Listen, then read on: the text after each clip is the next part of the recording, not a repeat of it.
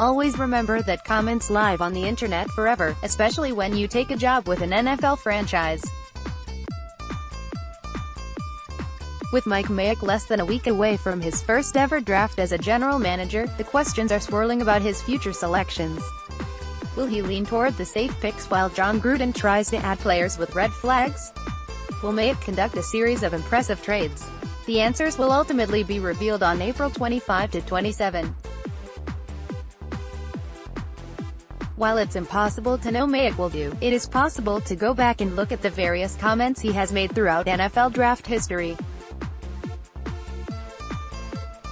In this case, it's time to examine his comments from the various moves that the Oakland Raiders have made in recent years. Mayock once said in 2014 that he would take Khalil Mack first overall instead of quarterback Johnny Manziel or defensive end Jadeveon Clowney, who actually went first overall.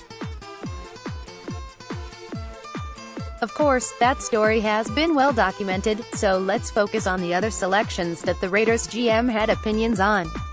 This guy has got a little bit of juice. You're talking about a squatty body. In addition to being outstanding against the run game, he also has the ability to push the pocket, Mayock said when the Raiders selected defensive tackle P.J. Hall with the 57th overall pick in 2018. Hall didn't accrue many statistics during his rookie season, only tallying 22 combined tackles and 2 passes defensed in 14 games, but he did showcase some of the skills that Mayock highlighted during the NFL draft.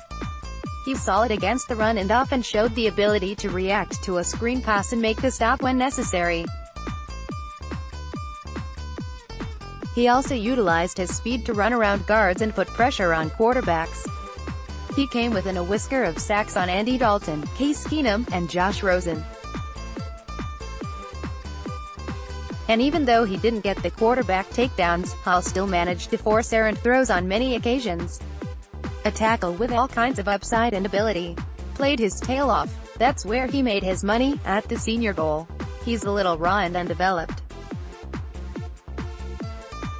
Long, athletic, and it's gonna be a different look on the edge at tackle in Oakland over the next several years, Mayock said about tackle Brandon Parker being selected with the 65th overall pick.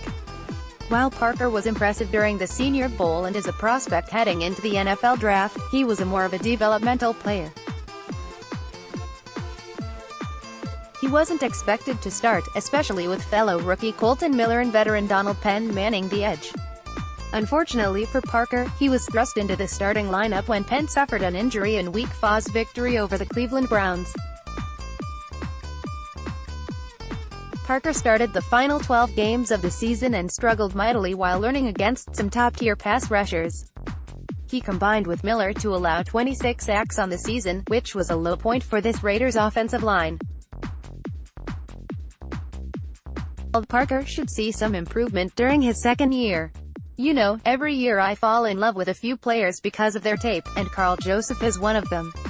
5'9.5" and 205 pounds. He reminds me, with his range and toughness, and his ability to drop down in the slot and cover man. The kid himself said he models his game after Brian Dawkins. I thought he looked like a poor man's Earl Thomas, and I've had several scouts tell me he's bullet Bob Sanders. He's got range that you can't believe. He hits a ton. He's quick-footed in man-to-man, and to me, Karl Joseph steps in day one in Oakland. It's a little bit early, based on the board, but he's a dynamic playmaker, and I love this kid, Mayock said when the Raiders used the 14th overall pick to select Joseph in 2016. While Joseph's career hasn't exactly played out as Mayock expected, especially after he was nearly traded during the 2018 season, but Joseph became far more important to the Raiders' defense as the season progressed. He went from only playing 10 snaps over the first 6 weeks to becoming a full-time starter and bona fide playmaker.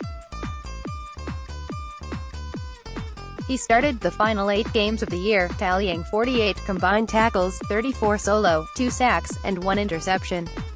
He was all over the field during the Christmas Eve victory against the Broncos and looked exactly like the franchise-building talent that the Raiders hoped for during the 2016 NFL Draft. According to Jon Gruden, Joseph turned a corner at the end of the season and became an integral part of the team.